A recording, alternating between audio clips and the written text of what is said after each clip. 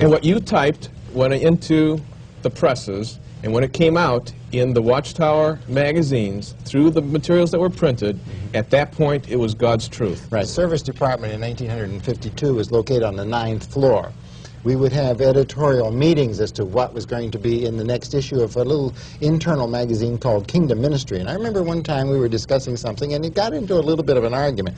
Mr. Knorr, at that time, who was the president, got up from his chair, walked over to the door, and he says, "You can argue about it here as long as you want to. Once you get it thrashed out and it comes off the 6th floor, and the 6th floor is the printing press, once it's off the printing press," he says, "it is the truth." He made it very short. Once it's off the 6th floor, it's the truth. All right, we're going to take a break. We're going to come back. We're going to find out how the rest of you fit into this. We have one man that was answering the questions for everybody south of the Mason-Dixon line in all of America for the Jehovah's Witnesses, and we want to find out the other positions that you folks held. We'll do that when we come right back.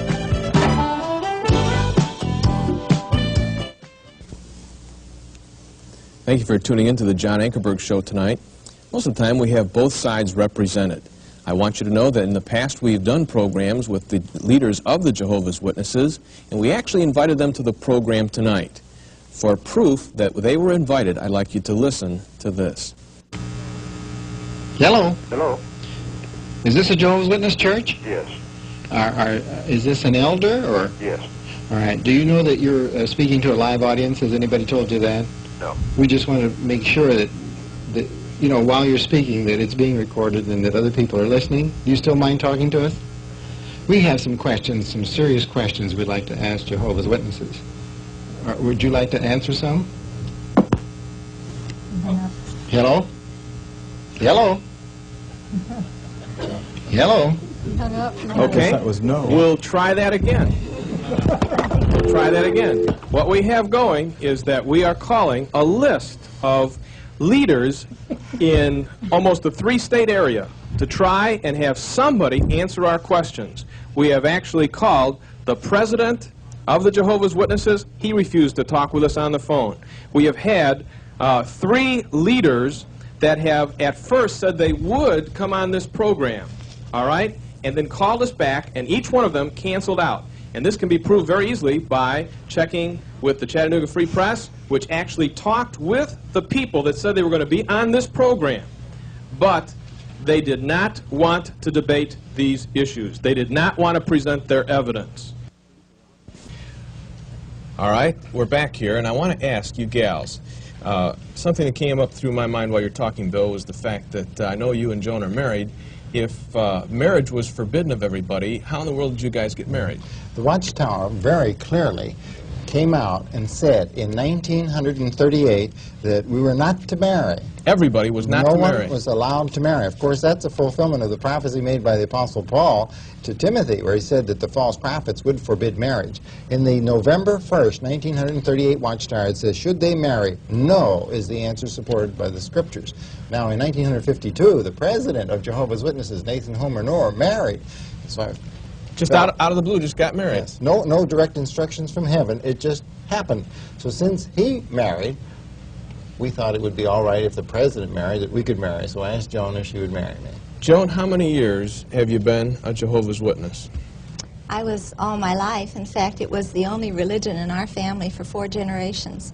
My great-grandmother began with the ministry of Pastor Russell, and it passed down through 4 generations. And as it passed down, it intensified till my father and mother were very, very active, began the congregation that is in our area of Pennsylvania. And I grew up believing it was the only right religion. It was the truth.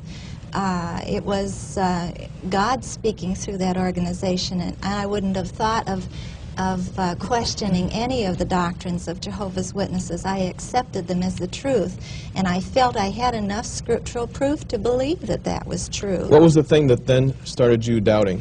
Okay, I dedicated my life at age 13 by water baptism to Jehovah, and I did love Jehovah very much. To me, he was only God, and I therefore wanted to devote my life to him. And consequently, I ended up at Watchtower headquarters also in 1954 and spent 4 years there, and that's where I met Bill. And it was while I was there where I felt there should be an intensity of love, because this is where the leaders of Jehovah's Witnesses are. I saw just the opposite. I saw a lack of love toward brothers in the organization. I even felt it in many cases myself. I thought unjustifiedly so. And also, as we began to talk, the thing that we talked together about as we planned to get married was, what about blood transfusion? And I found that Bill questioned their doctrine of blood transfusion, as I also did. I did not feel that this was something that was taught in God's Word. What do the witnesses hold about blood transfusion? Well, we had a little of an advantage because in 1952, the Watchtower forbid smallpox vaccinations. Yeah, I was going to Now, get to Joan, that. when she was about to go to first grade, their parents took her to a so-called doctor, really a doctor, and he put acid on Joan's leg, burned a hole in her leg to simulate a smallpox vaccination. Well, when I was at the Watchtower headquarters, and I was supposed to answer a question as to whether, how do we support it in the Bible that you're not to have a smallpox vaccination, I went to a firm that makes smallpox vaccine. Now, we were told that you're vaca-inating man, you're cow-inating man, you're taking cow's blood, putting cow's blood into it, and inoculating man, so it's called vaca-ination. And they said it's made out of eggs. No blood at all. And so what do you know? God changed his mind on April 14th, 1952. All Jehovah's Witnesses can now have a smallpox vaccination. But how about blood transfusion? At that time is when Jehovah's Witnesses, their president, made the edict that anybody who does take a blood transfusion will now be excommunicated from Jehovah's Witnesses, and they base it on Acts 15:28, don't drink blood. And Mark 7 tells us nothing that goes into the mouth defiles a man. We knew that the Bible teaches that blood is not sacred. It is what it signifies, or what it's a symbol for, and that is life. Life is what is sacred. God, Jesus, even while on earth, said that if an animal falls in a ditch and his life's at stake on the Sabbath, get him out. So a life is sacred, not a pint of blood. Okay, well, we're going to come back to this blood transfusion, but that was one of the things that started you doubting. Well, because of their change on vaccination, which was just as strongly taught as blood transfusion is today, I felt now that I could question their blood transfusion edict, because in this case it's a life, not just a vaccination. And one thing led to another, so that after we were married about 4 years, we had to come to a decision, not in our own family, but in someone else's, by giving counsel to them.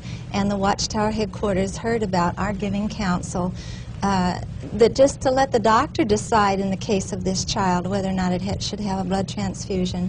Because we questioned the Watchtower Society and its authority, we were disfellowshipped. Bill first, and then me. John, this brings up one of the reasons for our program. Here, I'd like to express for all of us, we really love Jehovah's Witnesses. Oh, yes. We used to be Jehovah's Witnesses. We know what dedication they have. There are today approximately 1,000 Jehovah's Witnesses being killed on earth weekly because of blood transfusions. So they really believe it. Oh, yes. Jehovah's Oh, Witnesses are the #1 killer cult right now. The point that we're trying to make is that Jesus in Matthew 7:15 said, beware of false prophets who are going to come to you. How?